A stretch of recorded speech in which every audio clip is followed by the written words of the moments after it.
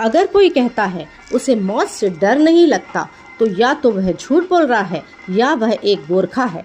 यह शब्द देश के पहले फील्ड मार्शल सैम मानेकशॉ के हैं, जो उन्होंने भारतीय सैन्य इकाई गोरखा रेजिमेंट की वीरता और बलिदान की परंपरा के सम्मान में कहे थे। 24 अप्रैल 1815 को ईस्ट इंडिया कंपनी ने गोरखा रेजिमेंट की स्थापना की थी।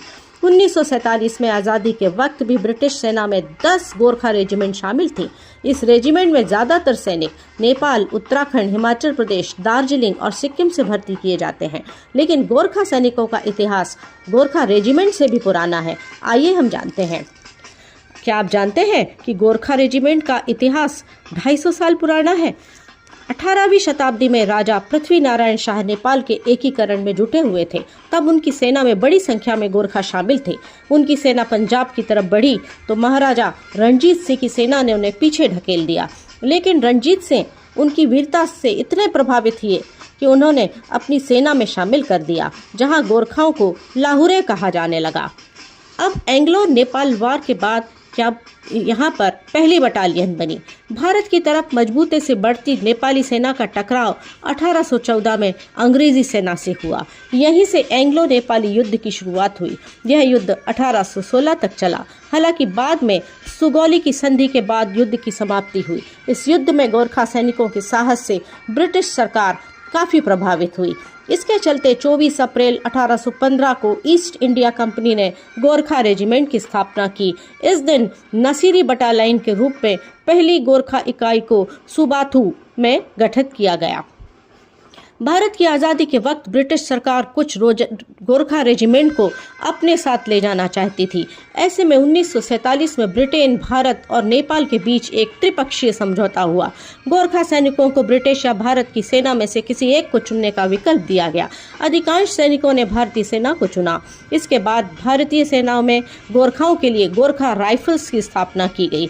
इस रेजिमेंट ने 1962 में भारत चीन युद्ध से लेकर 1999 के कारगिल युद्ध तक भारतीय सेना के हर महत्वपूर्ण सैन्य अभियान में साहस और वीरता का प्रदर्शन किया। 1952 में देहरादून को गोरखा प्रशिक्षण केंद्र का मुख्यालय घोषित किया गया। गोरखा सैनिकों की ट्रेनिंग 42 हफ्तों तक होती है। ये इन्हें शारीरिक और मानसिक रूप से मजबूत बनाती है। इसकी ट्रेनिंग भारत और नेपाल दोनों देशों में होती है।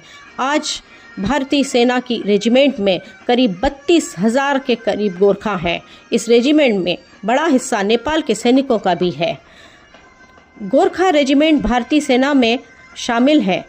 7 रेजिमेंट मिलाकर लगभग 39 बटालियन है। इनमें से कुछ सशस्त्र और कुछ इन्फेंट्री बटालियन भी हैं।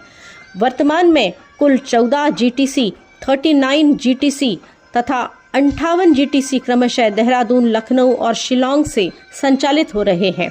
वहीं भारतीय सेना में 32,000 से ज़्यादा नेपाली गोरखा सैनिक कार्यरत हैं। ये केंद्र भारतीय सेना के गोरखा सैनिकों को उच्चतम स्तर का प्रशिक्षण प्रदान करते हैं। इसके अतिरिक्त भारत और नेपाल में निवास कर रहे लगभग 1.5 लाख गोरखा भूतपूर्व सैनिकों को हर साल करीब 3,000 करोड़ से अधिक की पेंशन दी जाती है। तो कैसा लगा आपको गोरखाओं की वीरता का इतिहास? जानते हैं इस रेजिमेंट को अंग्रेज आज़ादी के बाद अपने साथ इंग्लैंड भी ले जाना चाहते थे। यदि आपको ये स्टोरी अच्छी लगी हो तो प्लीज़ मेरे चैनल को लाइक कीजिए और सब्सक्राइब कीजिए। Thank you.